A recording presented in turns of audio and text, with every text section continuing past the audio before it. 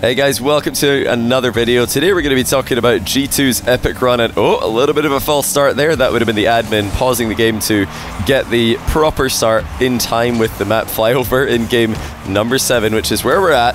And JNAPS opens with a banger against Team Queso. Unbelievable start for G2 in the first best of 7. And JNAPS, what a tournament he had. This guy has to be, in my opinion, the biggest, I'm not going to say overperformer because I know how good he is, but going into this LAN, myself and many others had questions about G2. We're wondering, will they have a step-up performance at the LAN? Will they just kind of play to the same level that we've seen from them online? Or maybe, will we get a repeat of the Fall Major where everybody's thinking, uh-oh, these guys have got even more pressure on them because they've made a roster change, they've got to prove that it was a good one, and they've got to prove that they are not going to crumble under the pressure of LAN just like they did in Sweden. Like I was saying though, I think JNAPS, he's the player who impressed me the most this LAN.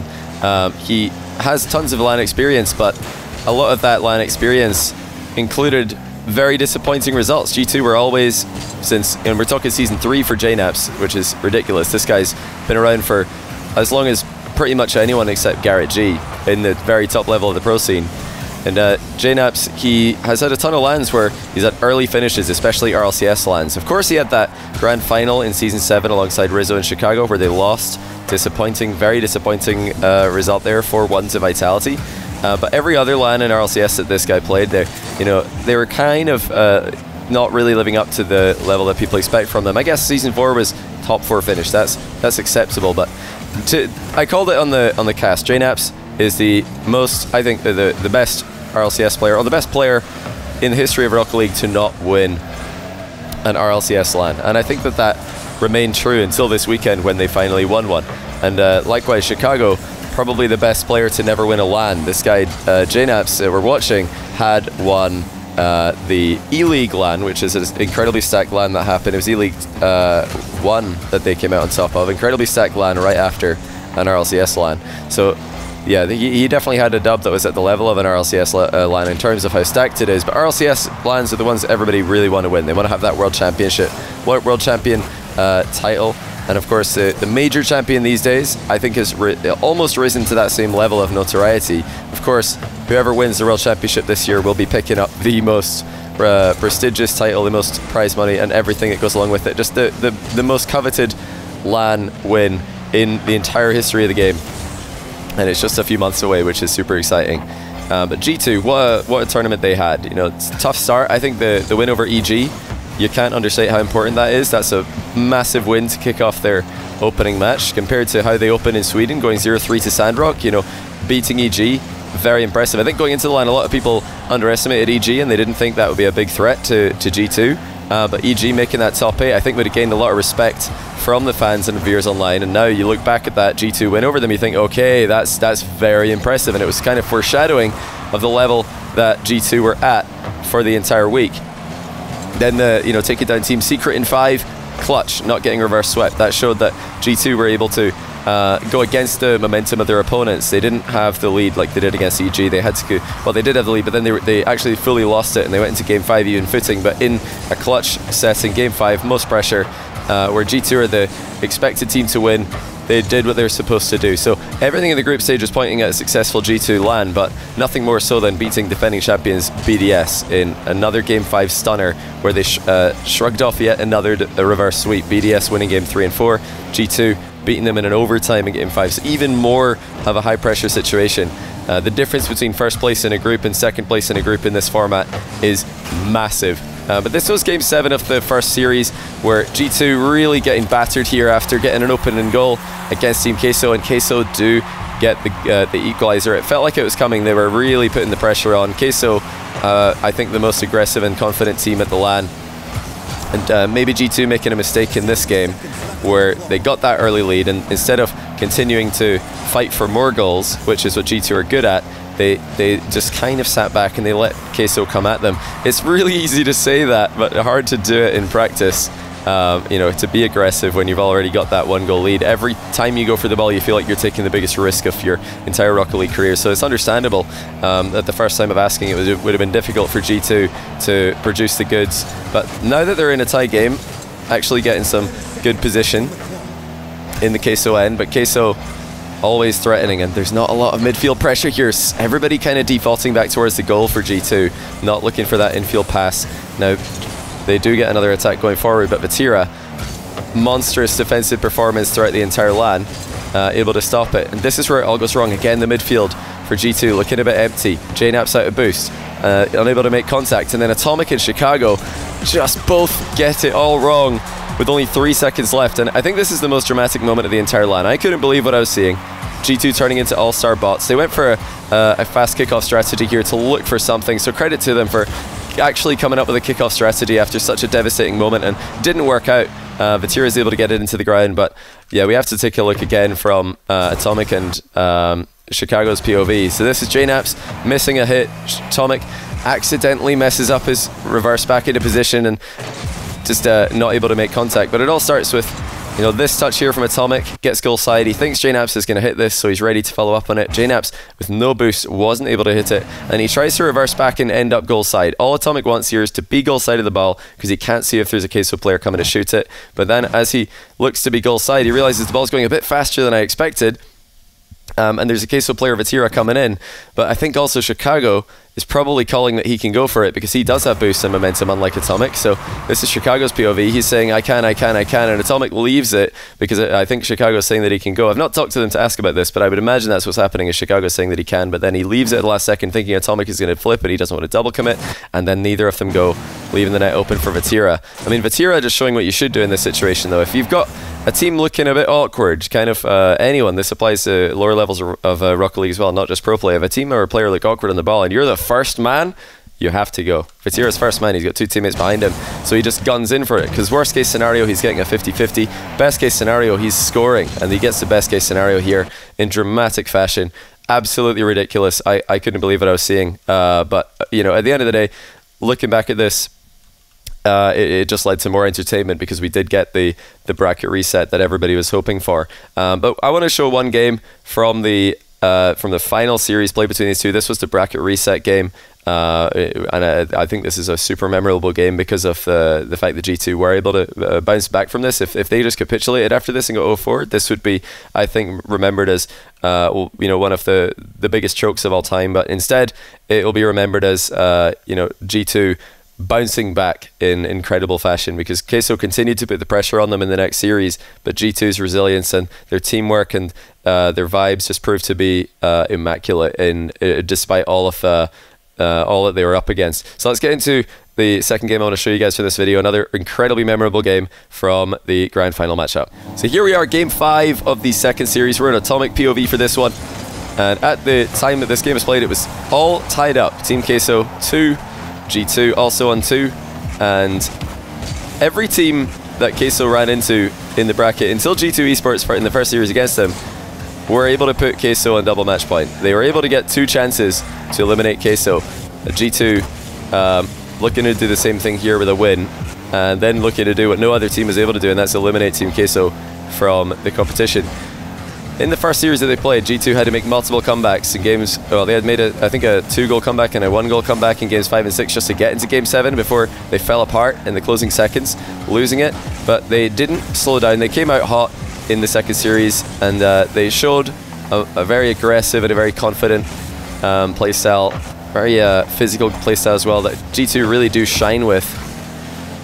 A little bit of a risk there. It's Chicago being back did have Atomics losing 50 covered, and a good leave there by Atomic to let JKnaps come into the play. Excellent communication by G2. The key for G2's victory, or one of the keys for G2's victory, is aggression. I think it was a key for victory on this LAN just across the board. Aggressive teams were rewarded, as teams are much more likely to panic in defense on LAN than they are online, and having to react to plays coming at you at the pace that they do these days always going to be more difficult than just charging on in forward, getting a challenge off, and then making space and time for your teammates to react. Yeah, this I think needed. Well, I'm not going to say needed. It's impossible to say, because G2 you know, did have such a strong series in the one that we're watching against Queso. But looking at how the game 7 went in the previous series, I think this is the biggest game for G2. This is the most important game. If they can get this win here, they give themselves 2 match points. They only had 1 match point in the first series, and they weren't able to take it, but that was, of course, the game that we just watched before this. You know, having that second match point against Queso would be massive, and this is them attempting to get it. You know, if Queso could have popped off here and gotten a big win, wow, it would have been difficult for G2. It would have been extremely hard to rally once again. But simply the fact that they're able to be in an even matchup at this point after such a crushing defeat in the previous series, it shows the resilience of G2. It shows the regain ability of G2. And not only the fact that they're in there results-wise, but the manner in which they were playing this series. They didn't doubt themselves. You know, I heard in the interview after the match that they talked about how the final series, or the previous series to this one, ended, the game we just saw. They had a conversation about that. It's now they go down 1-0 against Queso in this game 5. But they talked about it, and they were able, and the fact that G2 are able to talk about things like that, and they're able to give each other confidence to say it's fine, we're going to get it next time, let's just go hard reset. That is so valuable to have in these high pressure situations. Some teams just go completely silent. Some teams just completely shut themselves out from the world when things like that go wrong, and G2 not one of them. I think that's why Atomic has been able to shine more than ever before on this roster. He just feels comfortable, even though mistakes are inevitable in high-level Rocket League, and Atomic definitely had a few dodgy moments. Everybody did on LAN. Just look at this for a pre-jump play, pre-jump pass, pre-jump dunk.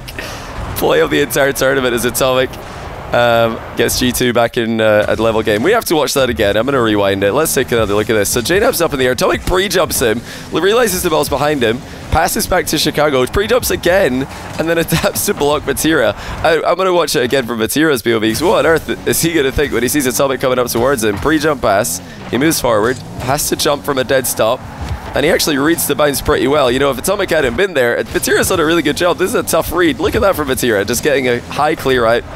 Denied though by Atomic with just crazy stuff. I'm gonna watch it again. I know you guys hate when I rewind it. I have to watch this again. This goal to me is so awesome. Atomic at 1-0 down against Queso, game 5, final series of the entire tournament. Pre-jumps JNAB's pass, and if JNAB's had passed this forward, then Atomic would have been onto a winner here. He would have definitely beaten Rise the ball. He'd be 1v1 with Vatira. Who knows what he'd have in store? Flip reset, backboard, or just a fast shot, depending on what kind of pass it is.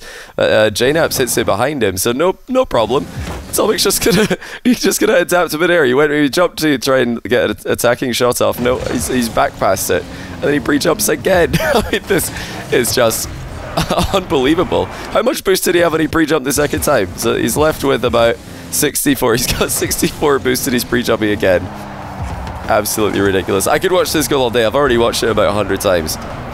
But yeah, the reason I wanted to show these two games for you today, or to you guys today, again, and talk about them, is number one, I had to just talk about G2 and their run and how incredible it is to finally see this, well, players like JNAPS in Chicago get that big win, and finally see Atomic live up to his potential that we've all seen in little glimmers here and there over the years. They had an own goal there from, I think we're going to need to watch that as well. I think it was Rise actually got on the wrong side of the ball. This is why I'm always saying you want to be in the net. You don't want to be slightly off the goal line, because sometimes in Rocket League the ball just flies off a crossbar post or just ricochets across the box.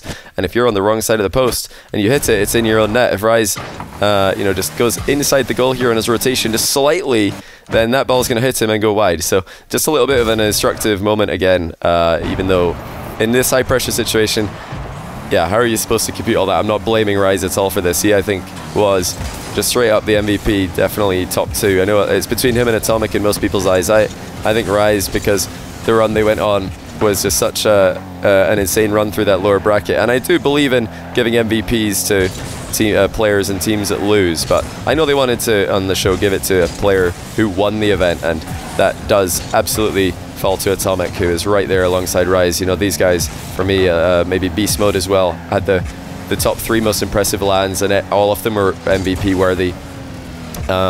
So congratulations to Atomic on that win.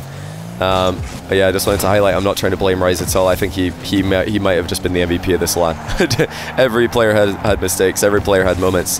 That's just something that happens under these high pressure situations, and it was G2 who forced it. It was a forced mistake. He maybe had a little bit of hand in it being out of position, but only slightly out of position, and G2 definitely, with their fast second man and aggressive second man, made Rise think that he had to go for that as quickly as possible. He's trying to read it, not react to it.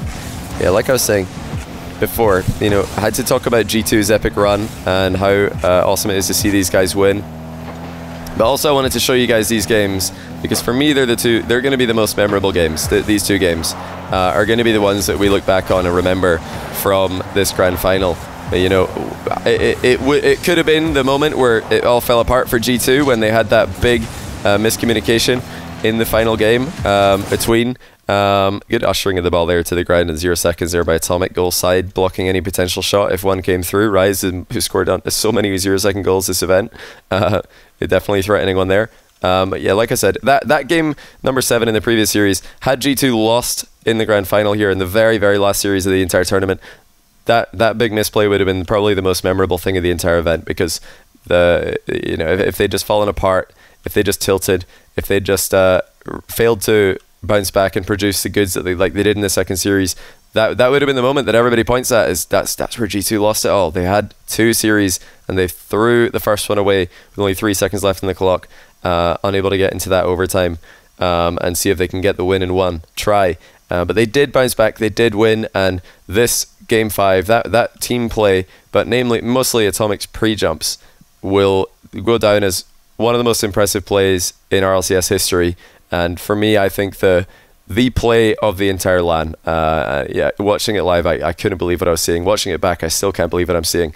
Ridiculous, absolutely ridiculous from G2. Deserved winners here. Most consistent team throughout the entire event. Win in a tough group, something that Queso weren't able to do. And like I tweeted after the event, a lot of people are trying to discredit G2 because they didn't make a lower bracket run, saying that they weren't the best team, that Queso were the best team. But, you know, in this format, to be the best, you got to be consistent. And Queso started off with an early loss in groups. G2 got 2 Game 5 wins in groups. They were the team who were clutching it out. And that's why they were rewarded with that upper bracket start. And Queso, I still think, I said at the start of the LAN, they're able to win from winners, able to win from losers. That at least looks to be a good take in hindsight. They did look like by far the strongest team and the most likely team to make that lower bracket run. They did end up doing it and resetting the bracket, which is great for the script, but they were not able to get 2 in a row against G2 this weekend. I don't think anyone at LAN this weekend would have been able to beat G2 twice in a row. Their level was just far too good. And yeah, I had a chance luckily to talk to Team Queso both after the loss and then on the next day. These guys are just such an awesome team. Can't wait to see more from them. Such a young team, but so confident and so fun to watch play. And I'm sure we're going to see plenty more from them in the future. This will just be looked back on as the start of 3 wonderful careers. But once more, just to finish off this video, congrats to JNAP Chicago, Atomic. Fully deserved win. Amazing run. Proving that the fall major was just a blip. It wasn't foreshadowing in the slightest. And yeah, can't wait to see more from them as well, because although JNAPs in Chicago are more seasoned players and a bit older, which is always scary as Rocket League fans looking at a team that's got a few years under their belt against all of the rookies and amazing players that are on the come up. But looking at how they play and looking at their individual skill, I don't think they're going anywhere as long as they stay grinding. To stay at the top these days, you have to stay grinding. So that's what I want to see from most of all from both these teams and every other team at LAN. Stay grinding, stay working hard. This is just a major. The World Championship still coming up as well as London before that. So much more to play for this season. And yeah, so much to look forward to as well for us as Rocket League fans.